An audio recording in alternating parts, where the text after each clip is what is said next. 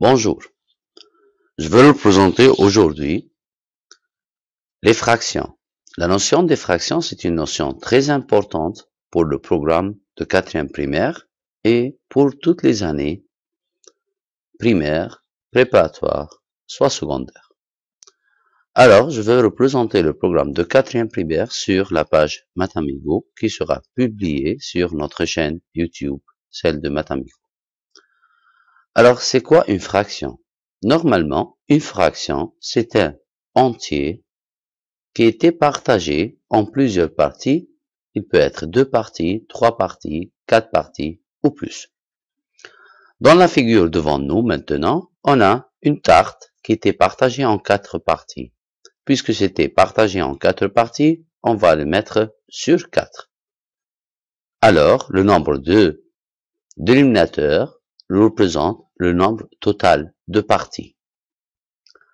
Et puisqu'on va représenter tout le 1 entier, alors on est obligé de l'écrire 4 sur 4. Ça veut dire 4 quarts. 4 vraiment divisé par 4, ça nous donne 1. Mais si on veut par exemple seulement exprimer la partie assurée, cette partie-là sera représentée toujours premièrement le dénominateur qui représente le nombre total de parties et le numérateur qui représente la partie assurée. Ici, on a assuré une partie de 4. Et cette forme, on l'appelle une fraction qui est égale à un quart. Un quart représente une partie sélectionnée de 4. Après, on a la figure devant nous représente une tarte qui était partagée en 5 parties. Disons ensemble maintenant qu'on va exprimer 3 parties de 5. Alors, on l'a dit, même 3 parties de 5, qu'on le prononce 3 cinquièmes. Le 5 toujours représente le nombre total de parties et le 3 représente le nombre de parties assurées. De la même manière, on a un rectangle qui était partagé en 5 parties. Disons encore qu'on peut le partager en plus. Par exemple, on va le partager en 3 parties égales. Voilà. Et on va compter le nombre de parties. Alors, 1, 2, 3, 4, 5 fois 3, ça fait 15 parties en total.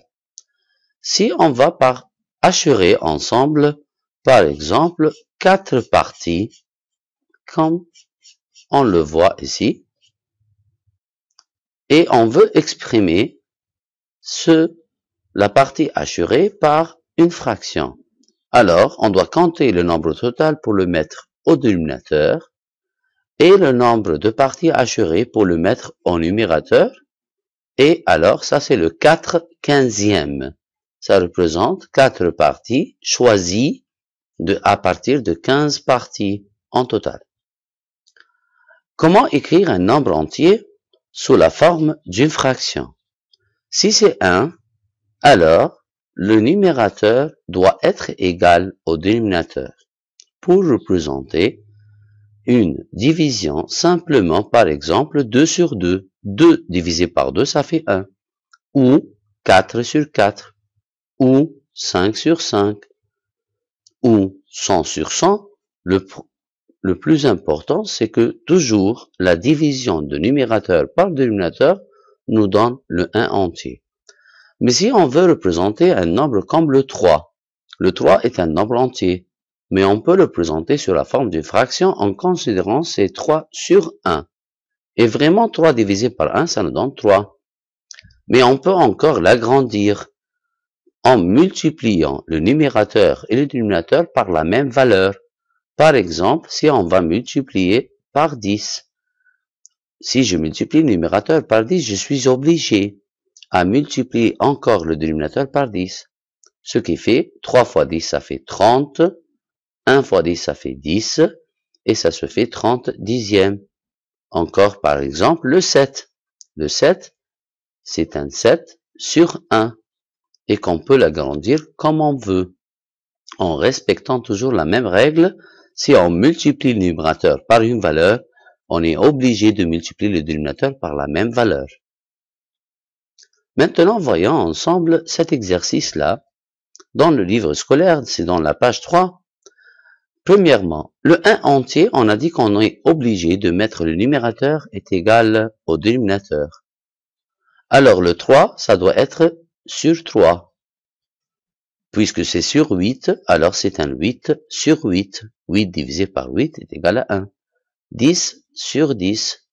5 sur 5. Vous voyez ensemble, on voit ensemble ici que le plus important, c'est que le numérateur soit égal au dénominateur pour obtenir un 1 entier. 1 sur 2, c'est 1 demi. Le 1 représente la moitié de 2. Alors, on doit garder toujours cette relation. Que le 5 est la moitié de quoi? 3 est la moitié de qui? Le 6 est la moitié de quoi? Qui est le nombre qui est la moitié de 20? Mais c'est pas ça le principe qu'on va utiliser pour le faire. On va essayer de voir comment le 1 est devenu un 5. Alors, si je pense que le 1 multiplié par 5, on obtient le 5, alors je suis obligé de faire la même chose avec le 2. Le 2 multiplié par 5, ça nous donne 10. Et on voit la relation que le 5, c'est la moitié de 10. De la même manière, comment le 1 est devenu un 3? En multipliant par 3. 2 multiplié par 3, ça nous donne le 6. Et on voit toujours que le 3 est la moitié de 6. Comment le 1 est devenu un 6? En multipliant par 6. Et le 2 en multipliant par 6 devient 12. Ou je peux penser d'une autre manière. Comment le 3 est devenu 6 en multipliant par 2? Alors je suis obligé de multiplier toujours par 2 le 6 pour obtenir un 12. Comment le 5 est devenu? Je ne sais pas. Mais je peux penser d'une manière que le 10 est devenu 20. C'est en multipliant par 2. Alors le 5, ça doit être encore multiplié par 2. Ça nous donne 10. Et on voit toujours, c'est la même relation. Le 10 est la moitié de 20. 3 quarts. Comment le 4 est devenu 8? On multiplie par 2. 3 multiplié par 2, c'est à toi de le faire. 3 est devenu 9. Je multiplie par 3. 3 fois 3, ça fait 9. Alors 4 fois 3, ça fait, c'est à vous de le faire. Et c'est à continuer. Maintenant, le contraire. Ici, on a utilisé la règle, c'est de multiplier le numérateur et le dénominateur par la même valeur. La fraction ne se change pas. Ici, on va utiliser la règle contraire. Mais c'est la même chose pour simplifier. Simplifier, ça veut dire faciliter la forme de notre fraction. Alors, 6 sur 12.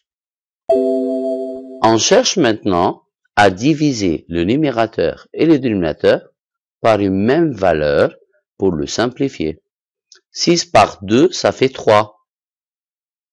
12 par 2, ça fait 6. Et on continue. 3 et 6, commun entre eux, c'est le 3. Alors 3 par 3, ça fait 1. Et 6 par 3, ça fait 2. Mais normalement, si quelqu'un il est fort au calcul mental, alors il va dire tout de suite 6 par 6, ça fait 1. Alors je suis obligé de faire 12 par 6, ça fait 2. De la même manière, encore, je prends un autre exemple. Par exemple, le 15 sur 27. Si on va chercher un peu, le 15 et le 27, ça existe dans le table de multiplication de 3. Alors si on divise le 15 par 3, on obtient un 5. Et si je divise le 27 obligatoirement par 3 encore, ça nous donne 9. Et pour s'assurer, c'est simple. Tu n'as qu'à faire le contraire. 5 fois 3, ça fait 15. Et 9 fois 3, ça fait 27.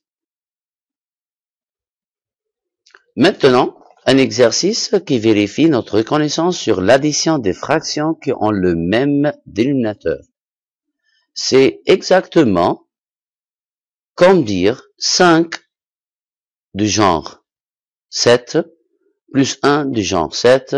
C'est exactement comme dire 5 kg plus 1 kg est égal à 6 kg. On ne peut pas ajouter des kilogrammes avec des mètres, par exemple.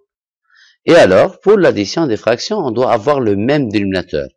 Alors, 6 et 7, 7, alors celle-là encore, ça doit être un 7. Et la question maintenant, c'est pas la question de dénominateur. c'est juste faire l'addition de numérateurs. 5 plus 1, ça nous donne 6. Encore pour le deuxième exercice. Alors 5, 5, alors ici encore, on doit avoir un 5. Et maintenant, la question c'est, au numérateur, 2 plus combien, ça fait 3. La réponse c'est 1. Par exemple, pour la soustraction, c'est le même principe. Ici c'est 11, là c'est 11, alors ici on doit encore avoir un 11. Le 11 reste toujours constant. Mais la soustraction, ça se fait au numérateur seulement. 6 moins 3, ça fait 3. 4 septièmes. On ne sait pas, 1 septième. Alors, obligatoirement, on a un 7 là. On a toujours le même dénominateur. Et la soustraction, ça se fait pour le numérateur seulement. 4 moins combien? Ça fait 1. Alors, c'est 4 moins 3, ce qui fait que la réponse est 3 septièmes. Moi, j'ai laissé ces deux exercices pour vous, mais il faut bien penser comment je veux mettre le 1 à une forme d'un nombre, ou d'une fraction, pardon, mais qui doit avoir toujours le même dénominateur. Et pareil ici, on doit barrer le 1 et mettre au lieu de 1 une fraction qui a toujours le même dénominateur. Je vous laisse penser à ça. Une autre question qu'on pose ensemble, comment présenter une fraction dont le numérateur est supérieur au dénominateur sous la forme d'un nombre fractionnaire? Prenons par exemple 7 quarts. Je veux penser à comment mettre le 7 quarts sous la forme d'addition de deux fractions telles que toujours le dénominateur c'est 4, mais je veux partager le 7. Je peux partager par exemple 1 et 6. Mais toujours c'est le même problème, le 6 est supérieur à 4. Je peux le partager 5 plus 2, mais toujours le 5 est supérieur à 4. Et je peux le partager 4 et 3. Ici, on s'approche de la condition nécessaire pour mettre une fraction à la forme simple. C'est que le numérateur soit inférieur au dénominateur. Et on sait très bien que 4 quarts, ça veut dire 1. 4 divisé par 4, ça fait 1. Plus le 3 quarts, qu'on peut l'écrire à la fin, 1 et 3 quarts. Je sais très bien qu'il y a beaucoup d'autres méthodes, comme par exemple, prenons le 7 et on le divise par 4. 7, il y a combien de 4? Il y a une seule fois, 1 fois 4, ça fait 4, et que le reste c'est 3. On voit clairement que le 1 représente la partie entière, le 4 c'est le dénominateur, et le 3 c'est le numérateur qui est probablement inférieur au dénominateur. Et même si le nombre, ça dépasse, par exemple, disons 12 cinquièmes, on se demande, dans le 12, il y a combien de 5? 5 fois 2, ça fait 10. Et le 10 est inférieur à 12. Mais 5 fois 3, ça fait 15, ça dépasse le 12. On prend le 5 fois 2. 5 fois 2, ça fait 10 sur 5, plus 2 sur 5. Et on a la condition que le numérateur est inférieur au dénominateur. Et ici, 10 est divisible par 5, ça nous donne 2, plus 2 cinquièmes, ce qui fait 2 et 2 cinquièmes. Maintenant, on va penser au contraire. Comment avoir le 2 et 2 cinquièmes de la forme d'un nombre fractionnaire pour le mettre sous la forme d'une fraction? On peut penser de la même manière. On peut penser que c'est 2 plus 2 cinquièmes, ce qui fait 2 sur 1, comme un nombre entier qu'on l'écrit toujours sur 1. Et maintenant, c'est le plus important, c'est d'avoir le même dénominateur. Le même dénominateur, c'est 5. Comment on l'a su? Par le PPCM, qu'on va savoir une méthode simple pour le faire. Il y a les méthodes de poser et de faire des traits, mais il y a la méthode la plus simple. 5 et 1, on choisit le plus grand. Le plus grand, c'est le 5. On se demande, est-ce que le 5 est divisible par 1? La réponse est oui. Si c'est oui, c'est ça le dénominateur qu'on doit choisir. Deuxième question à poser, c'est comment le 1 est devenu 5? Alors, en multipliant par 5, en haut et en bas. 2 fois 5, ça fait 10. et le 2 reste. Et ce qui donne 12 sur 5. Je sais bien sûr qu'il y a une autre méthode, c'est de garder le 2 cinquièmes et de faire fois, et ça c'est plus. Mais il faut bien savoir d'où vient cette forme. C'est exactement ce qu'on a fait, fois 5 plus 2. 2 fois 5 plus 2. Le 2 entier, ça représente 5 parties. Alors, en total, 2 fois 5 parties, ça fait 10 parties. Et il y avait 2, alors ça fait en total 12. On reprend. Maintenant, on va parler de la forme irréductible qui est très important pour l'opération, la simplification d'une fraction, c'est d'avoir la forme la plus simple d'une fraction. Pour bien comprendre ce que je veux dire, alors 30 par exemple sur 40. Si je veux commencer à travailler avec ce nombre comme fraction, c'est une grande valeur qui peut affecter par exemple des erreurs mathématiques ou de calcul mental qui sont faux. Mais le plus simple, c'est de penser à le mettre sous la forme la plus simple. Ça veut dire, en divisant par 10 en haut et en bas, on obtient 3 quarts. C'est même plus simple. Par exemple, encore 32 sur 48. En divisant par exemple, 8, on obtient 4. Et par 8 encore, on obtient 6. Il faut toujours chercher à diviser par un nombre tel que par exemple 32 et 48 s'existent dans le table de 8. Le 4 sixième ou 4 sur 6 n'est pas encore sous la forme irréductible ou sous la forme la plus simple. Il faut toujours diviser par encore 2 en haut et en bas pour obtenir 2 tiers. Et 2 tiers, ce sont des nombres premiers qu'on ne peut pas diviser plus que ça. Et alors, on le garde. Ça, c'est la forme irréductible qui facilite les opérations, soit l'addition ou la soustraction. Même la multiplication. Quand est-ce qu'on peut dire que deux fractions sont égales? On dirait que deux fractions sont égales s'ils ont la même forme irréductible. Ça veut dire s'ils ont la même forme simple. Prenons par exemple la forme 20 sur 30 et 15 sur 45. Deux fractions et on ne sait pas est-ce qu'ils sont égales, oui ou non. Le 20 sur 30, c'est simple. En barrant le 0, comme j'ai divisé par 10 en haut et j'ai divisé par 10 en bas, on obtient 2 sur 3. Le 15 et 45, je peux diviser par 5. Par exemple, j'obtiens 3 sur 9. Mais 3 sur 9, c'est pas la forme irréductible.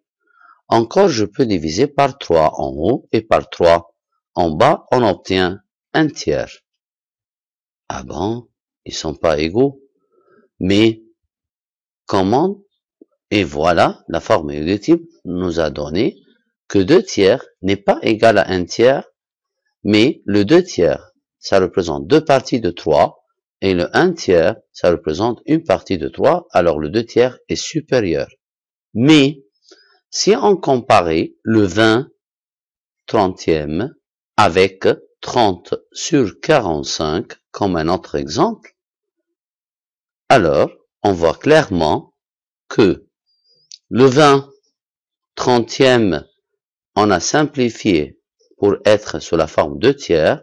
30 sur 45, disons si on va diviser par 15 en haut et en bas, on obtient 2 tiers. Et comme ça, et les deux fractions ont la même forme irréductible ou ont la même forme simple. Alors, ils sont égales.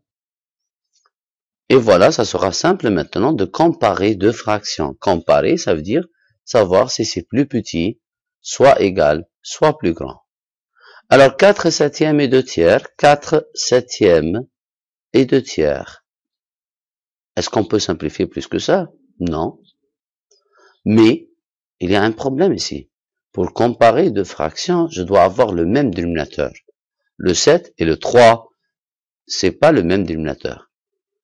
Alors, il y avait la méthode de 7 et 3, et on continue, mais il y a la méthode la plus simple, c'est de choisir la plus grande valeur de dénominateur. On a le 7, on a le 3, alors on prend le 7. Et on pose la question, est-ce que le 7 est divisible par 3? Si c'est oui, on choisit le 7. Mais le cas là, c'est non. Le 7 n'est pas divisible par 3. On agrandit le 7, ça veut dire on cherche ses multiples. Le 7, si on l'agrandit un 7 encore, ça fait 14. Et toujours le 14 n'est pas divisible par 3. On agrandit le 14, un 7 encore. Ça devient 21. Et le 21, c'est un nombre qui est divisible par 7 à la fois et divisible par 3. Alors on va prendre le 21. Et on pose maintenant la question, comment le 7 est devenu 21 en multipliant par 3? Alors je suis obligé à multiplier par 3 encore au numérateur, ça devient 12. Comment le 3 est devenu 21 en multipliant par 7? Alors en multipliant le 2 par 7 encore, ça devient 14. Maintenant, je suis sûr que les deux nombres ou les deux fractions ont le même dénominateur. Et le 12 et le 14, c'est ça qu'on va comparer. Et on voit clairement que le 12 est inférieur à 14. Merci et à la prochaine. Toujours publié sur la page Mathamigo et sur la chaîne YouTube Mathamigo. À bientôt.